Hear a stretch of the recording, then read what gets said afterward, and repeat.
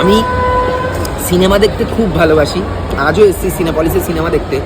তবে দুঃখ একটাই, রিসেন্টলি বাংলা সিনেমা সেভাবে আর দেখা হয় না।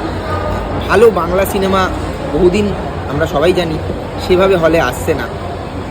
তবে আমার বিশ্বাস যে বাংলা সিনেমার স্বর্ণযুগ আবার ফিরবে, এবং সেটা ফিরবে একটা সিনেমার হাত ধরে, যেই সিনেমাটা রিসেন্টলি শ্যুট শুরু হয়েছে, এবং সিনেমাটার বিহাইন্ড দ্য সিনের একটা ছবি ইতিমধ্যেই খুব ভাইরাল হয়েছে। এবং এই সিনেমাটার যেটা সবচেয়ে বড় প্লাস পয়েন্ট, যেটা সবচেয়ে বড় ইউএসপি, সেটা হচ্ছে সিনেমার সিনগুলোতে ডায়লগ লেখা নেই। ডিরেক্টর শুধু অ্যাক্টরকে সিন বুঝিয়ে দিচ্ছে, অ্যাক্টর নিজের মতো করে ডায়লগ দিচ্ছে, এবং প্রতিটা ডায়লগে আমি জানি দর্শক হাততালি সিটিতে ফাটিয়ে দেবে।